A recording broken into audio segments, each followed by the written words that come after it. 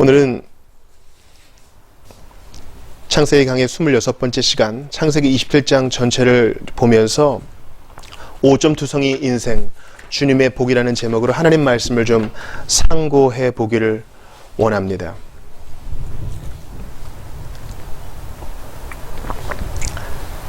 이삭이 나이가 많이 들었습니다. 사람들은 이삭이 이제 곧 죽을 거라고 생각했던 것 같습니다. 그러나 사실 이삭은 오늘의 사건을 또 경험한 이후에, 치러낸 이후에 40년을 더 삽니다. 그러나 이제 이삭은 자기의 때가 가까운 줄 알고 자기의 아들들을 축복하죠. 엄밀하게 말하면 아들들을 축복하는 것이 아니라 에서를 축복하려고 했습니다. 생각해보면 이것은 성경의 경우와 좀 다른 것을 알 수 있어요. 한번 야곱의 축복을 생각해 보시죠. 야곱은 어떻게 자기 후손을 축복했습니까? 아들들을 다 데리고 와서 그 12아들들 하나하나에게 맞는 복을 선언해 주었죠. 근데 이삭은 그렇게 하지 않고 에서만 불렀습니다. 모세도 자기가 곧 죽을 것을 알았을 때에 온 이스라엘에게 말씀을 전하고 그들에게 복을 빌어주고 떠났습니다. 예수님도 십자가를 앞에 두시고 또 승천하시기 전에도 어느 일군의 제자만 따로 데리고 가서 그들에게 축복하신 것이 아니라 모든 제자들에게 성찬을 베풀고 또 산에서 승천하실 때도 모든 제자들에게 복을 빌어주셨습니다. 내가 너희와 함께 하겠다. 근데 오늘 본문의 이삭은 그렇지 않아요. 때가 가까운 줄 알았으면 에서와 야곱을 동시에 데리고 와서 그에게 걸맞는 축복을 해줘야 되는데 이삭은 지금 에서에게 마음이 굽어 있습니다. 그러니까 이 창세기 27장을 관통하는 진짜 추문은 바로 그 이삭의 경솔함에 방점이 찍힙니다. 그의 입맛이 오래전부터 그를 지배해 왔습니다. 그래서 에서야 사냥해서 별미를 만들어 오너라. 그거 먹고 너를 축복하겠다. 그렇게 얘기를 하죠. 제가 볼 때 이삭은 분명히 그 리브가를 통해서 수태고지, 즉 큰 자가 작은 자를 섬길 것이다 라는 얘기를 들었을 것입니다. 그리고 어떤 경로를 통해서든지 간에 에서가 너무 배가 고파서 팥죽 한 그릇에 자기 장자권을 팔았다더라, 그런 얘기도 들었을지 모릅니다. 지금 이삭은요,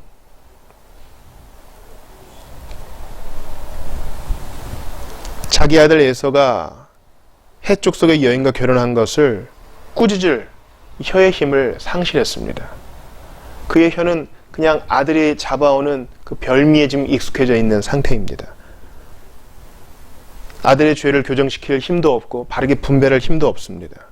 즉 이삭이 지금 나이가 많아서 눈이 어두워 잘 안 보인다, 이것은 그의 영적 둔감성과 그의 무감각을 보여준다고 할 수 있겠습니다.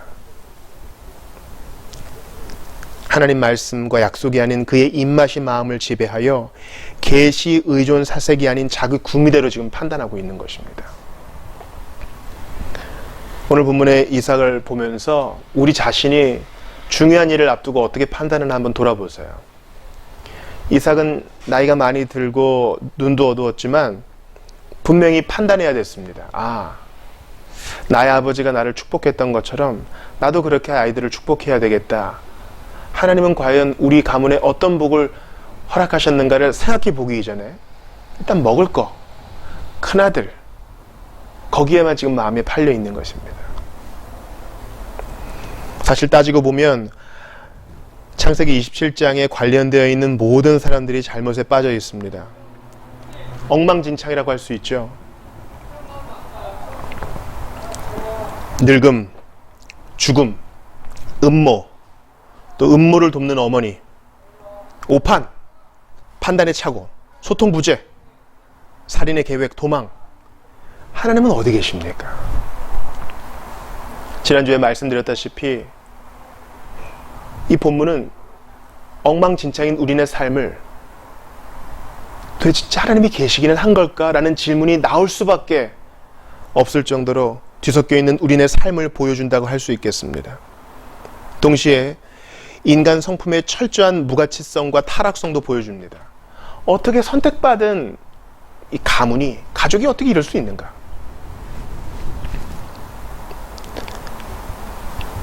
하나님은 자신의 목적을 성취시키는 데 있어서 리브가의 교활함과 야곱의 추잡한 그런 속임수와 같은 도움을 전혀 필요로 하지 않으시는데 등장인물들이 왜 하나같이 이런가?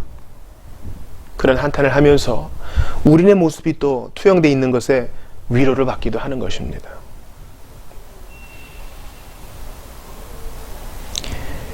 백세가 훌쩍 넘은 이삭은 이렇게 에서를 축복하려고 합니다.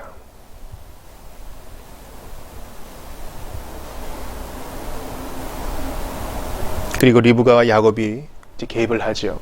자신들의 뜻을 위해 하나님의 뜻을 제쳐두려고 시도합니다. 이때 이제 긴장이 발생하죠. 자, 리브가와 야곱은 알고 있어요. 반드시 차남, 야곱이 복을 받을 것임을 알고 있어요. 근데 기다리지를 못해요. 그래서 목적은 아주 고상하지만, 즉 하나님의 뜻을 이루어야 된다. 태중에서부터 하나님이 그렇게 정하셨다. 그 목적을 이루려는 그 마음은 가상하지만 방법이 틀려먹었어요.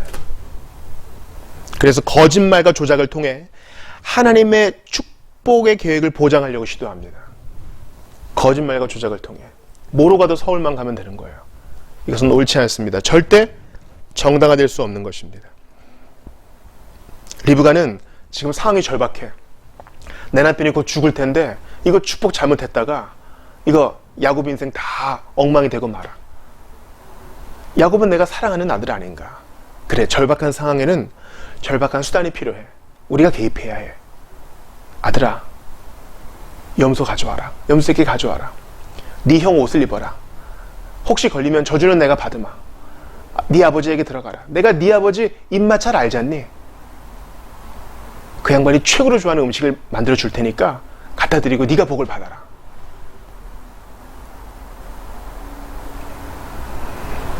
비록 리브가와 야곱이 이렇게 개입을 하지 않았어도 하나님은 이 모든 이삭의 시도를 무의로 만드셨을 것입니다. 발람의 경우가 그렇지 않습니까? 아무리 이스라엘을 저주하려고 해도 하나님의 영이 인도하지 않으니까 오히려 축복하잖아요. 그러니까 눈앞에 보이는 일들로 너무 안달복달 할 필요가 없어요. 하나님의 뜻이 반드시 서게 되어 있기 때문에, 반드시 주님의 뜻이 서게 되어 있기 때문에 주님께 묻지도 않고 인간적인 수단을 먼저 강구해봤자 아무 소용이 없고 오히려 우리의 훈련만 길어질 뿐입니다. 야곱은 비록 두려워하긴 했지만 어머니의 말을 그대로 따릅니다. 그래서 거짓말에 거짓말을 쌓지요. 첫 번째는 제가 장자 에서입니다. 그리고 사냥 어떻게 그렇게 일찍 했느냐? 여호와의 이름을 들먹입니다. 아버지의 하나님 여호와께서 나를 도와주셨습니다. 하나님의 이름을 모독하는 거죠. 10계명에 비추어 보면 3계명을 어긴 것입니다. 에서는 어떻습니까? 이 모든 일이 불공정하게 이루어진 것을 보고 나서 그가 울부짖으면 뭐라고 얘기해요? 그가 내 장자권을 빼앗았습니다. 2번이나 내 권리를 빼앗았습니다. 그렇게 얘기하지 않습니까? 근데 엄밀히 말하면 빼앗긴 것도 맞는데 더 정확하게 말하면 에서가 판 거죠. 자기 잘못은 얘기하지 않고 지금 동생만 원망하고 있는 것입니다. 지금 관련된 인물들이 다 모두 삐뚤어져 있어요. 제가 나즈라는 신학자가 이 사건에 대해서 어떻게 정리했는지 한번 읽어드리겠습니다. 들어보시죠. 일들을 어둡게 만들고 사실을 왜곡함으로써 하나님의 일을 조작하려는 이런 모든 시도들의 결국은 리브가와 야곱의 이 계략의 결과를 이해하려고 하는 모든 사람들을 위해 기록되었다. 그들은 아무것도 얻지 못했으며 그들의 사악한 방해를 통해 정말 큰 것을 잃었다. 비록 하나님께서 장자권이 야곱의 것이 될 것이며 그에게 수치가 아니라 명예를 가져다주는 방식으로 주어질 것이라고 약속하셨음에도 불구하고 그들은 아무것도 얻지 못했다. 그들은 정말 큰 것을 잃었다. 그 어머니는 자기 아들을 잃었다. 야곱은 평생 동안 도망쳐 다녔고 우리가 아는 한 리브가는 더 이상 야곱을 보지 못했다.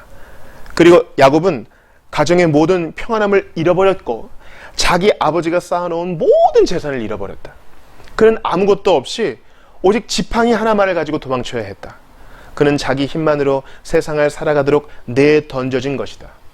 그는 첫 번째 잘못된 걸음부터 죽음에 이르기까지 불운이 뒤를 따랐고 그의 삶은 그가 고백한 대로 나의 연수는 얼마 못되고 험악한 세월이었다. 여러분, 속이는 자는 하나님의 뜻을 이루었다는 명예를 가질 수 없습니다. 수단은 나빴고 그것은 어떤 방식으로도 정당화할 수 없습니다. 그래서 우리가 암송 성구의 고린도후서 4장 2절을 놓지 않았습니까? 고린도후서 4장 2절에 이렇게 말합니다. 이에 숨은 부끄러움의 일을 버리고 속임으로 행하지 아니하며 하나님의 말씀을 혼잡하게 하지 아니하고 오직 진리를 나타내므로 하나님 앞에서 각 사람의 양심에 대하여 스스로 추천하노라. 지금 바울이 자기의 사도권을 변호하면서 이렇게 얘기하는 겁니다. 숨은 부끄러움의 일을 버렸다. 야곱과 같은 일을 버리고 리브가 같은 일을 버리고 이삭과 같은 무지몽매함을 버리고 에서와 같은 경솔함을 버리고 속임으로 행하지 아니하며 하나님의 사람은 늘 이래야 되는 것입니다. 속임으로 행하지 아니하며 비록 손해를 보더라도 비록 내가 지는 것 같고 불리하게 보이다 칠더라도 하나님의 계획은 반드시 이루어진다는 것을 믿는 것이죠. 하나님의 말씀을 혼잡하게 하지 아니하고 하나님이 내게 복을 줄 것이다 하면 분명히 줄 줄 알고 단순히 이렇게 어린아이처럼 나아가야 되는데 내가 개입하면 혼잡하게 되는 것입니다. 숨은 부끄러움의 일을 버리고 속임으로 행하지 아니하며. 사랑하는 여러분, 육은 우리의 3대 원수 중 하나인 육은 하나님을 의지하며 기다린다는 것이 뭔지 모릅니다. 하나님을 의지하며 기다린다는 것. 아이를 양육할 때 안 돼, 기다려. 이거 얼마나 중요한 교육입니까?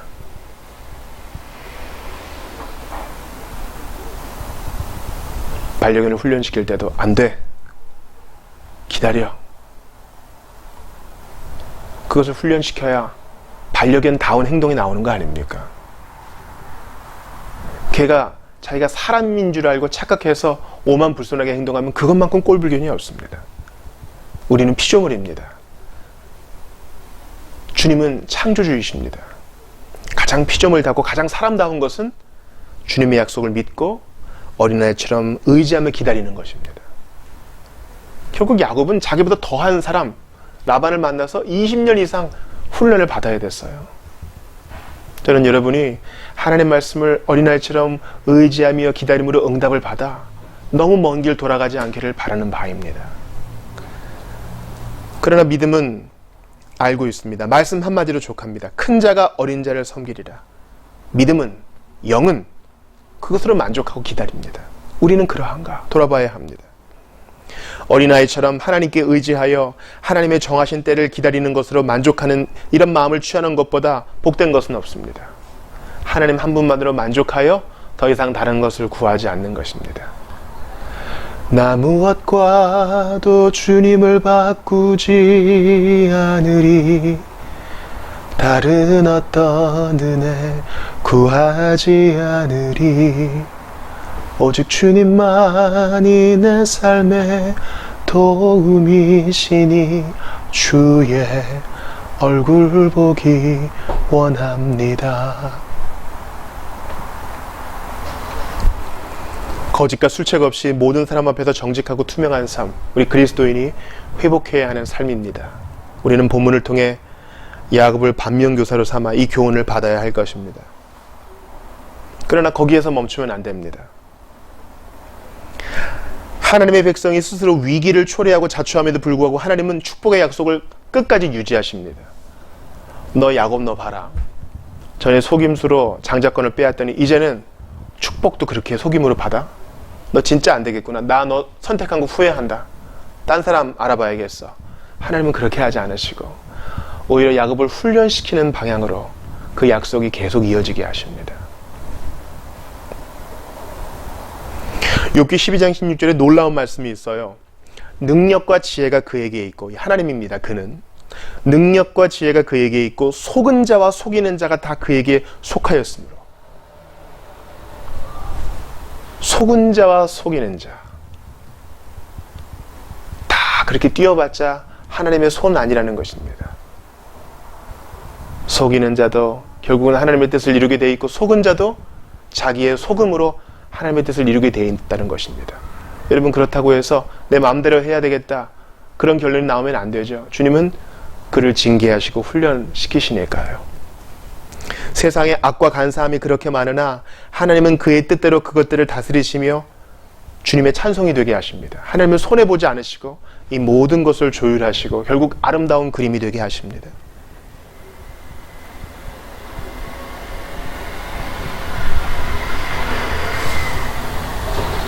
마지막으로 이 본문은 철저히 예수 그리스도를 가리키고 있습니다.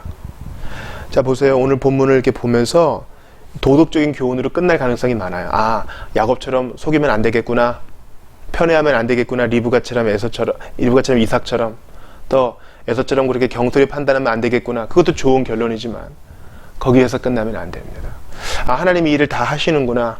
아름답게 합력하여 선을 이루시는구나. 그것도 좋은 결론이지만 궁극적인 결론은 아닙니다. 우리가 창세기 27장을 통해 바라봐야 할 것은 바로 예수 그리스도이십니다. 여러분 보세요. 야곱이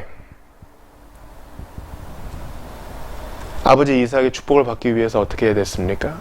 에서의 옷을 입어야 됐습니다.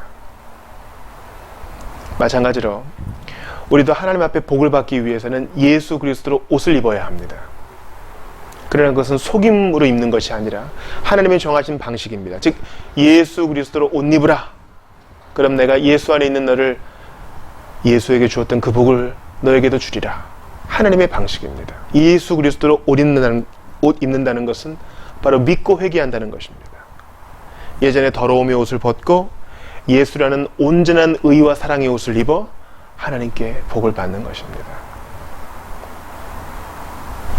그러므로 우리 하나님 앞에 복을 받는 비결은 바로 믿음과 회개로 예수 그리스도를 영접하고 예수 그리스도로 옷 입어 매일 부어주시는 그 은혜에 거하는 것입니다. 리브가가 그러죠. 야곱아, 걸려도 상관없다. 저주는 다 내게로 돌려라. 너는 내 말만 따르라 그러죠. 여기에서도 우리 복되신 예수 그리스도를 볼 수 있습니다. 예수님은 저주는 다 내가 받으마. 나의 복은 다 너에게 주리라. 이것이 이중전가라고 우리가 교리에서 배웠습니다. 저주는 내게 돌리라.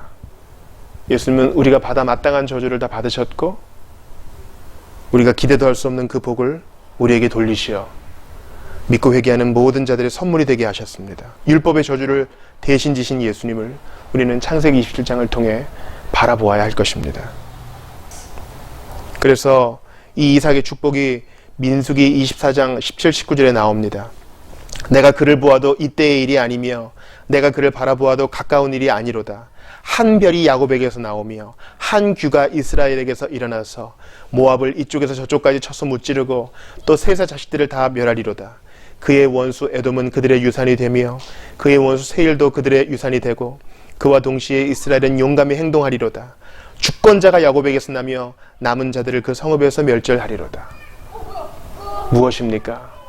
하나님께서는 아브라함에게 주신 복을 이삭에게 주신 복을 야곱에게 전가시켜서 그중 모난 사람들은 다 훈련시키시고 그 약속은 거두지 않으셔서 마침내 한 후손 예수 그리스도를 나게 하셔서 인류의 모든 죄악의 짐을 예수께 돌리시고 예수 안에서 모든 믿는 자가 복받게 하셨습니다. 그러므로 오늘 창세기 27장을 어떤 윤리적인 교훈으로만 받지 마시고 하나님의 사람들이 마땅히 정직하게 행해야 되고 모든 일을 주 안에서 온전케 하시는 것을 믿음으로 받아들여야 되지만 예수님 나의 저주를 대신 지시고 믿고 회개하는 내게 예수 그리스도로 옷 입히신 좋으신 분, 그분을 받아들여야 할 것입니다. 여러분께 한번 물어볼게요.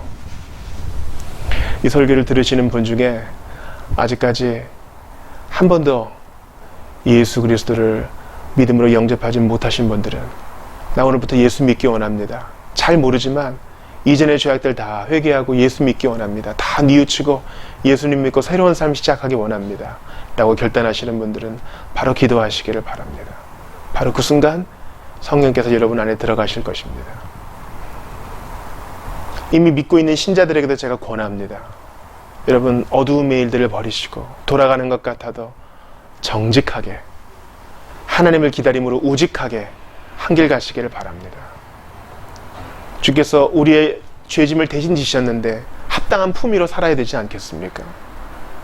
하나님께서 나의 과오와 실수에도 불구하고 합력하여 선을 이루실 것을 믿고 앞으로 나아가는, 특별히 어려운 때를 살아가는 데 있어서 주님의 시각으로 반드시 승리하실 하나님 바라보면서 인내하시는 여러분들 다 되시기를 축복합니다. 우리 오늘 주신 말씀을 붙들고 같이 기도하겠습니다. 한 1분 정도 주신 말씀 내게 적용하며 살기 원합니다. 한번 같이 기도하겠습니다. 하나님 아버지,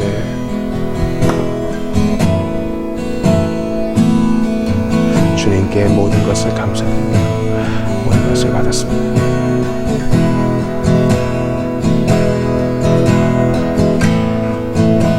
내가 개입하는 것은 돌아가는 것이고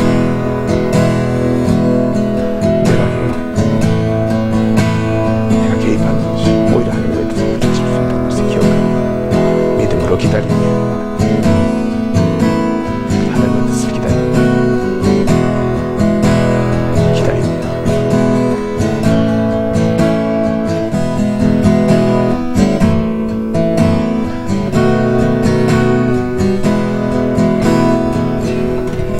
하나님 아버지, 어린아이처럼 주님 의지하며 기다리는 것이 참으로 복되다는 것을 오늘 배웠사오니 야곱을 반면교사로 삼아 정직하게 행하기로 결단하는 모든 이들에게 함께하여 주시옵소서. 우리가 한 것은 실수와 거부밖에 없지만 주님은 이 모든 것을 아름답게 빚어내시니 주님 찬양합니다. 하나님의 뜻이 반드시 이루어질 것이라는 믿음을 가지고 이 어려운 때를 극복하게 하여 주시옵소서. 바라고 원합니다. 믿고 회개하는 자마다 예수 그리스도로 옷 입히시는 하나님, 믿고 회개하는 자마다 나의 율법의 죄짐 다 걸머지신 대신 지신 예수님을 믿고 의지하는 자마다 용서하시고 아들 삼아주시고 자녀 삼아주시고 복을 부어주시는 하나님, 예수 그리스도를 믿고 끝까지 의지하게 하여 주시옵소서. 바라고 원하오니 복은 예수 안에 있는 줄 믿습니다. 예수님을 의지하는 이번 한 주가 되게 하시고 예수님을 깊이 묵상하는 이번 한 주가 되게 하여 주시옵소서. 어려움의 때, 고난의 때에 더욱 복되신 예수님, 더욱 복되신 예수님만 의지하게 하여 주시옵소서. 죄인 위해 죽으시고 부활하신 주 예수 그리스도의 이름으로 기도하옵나이다. 아멘.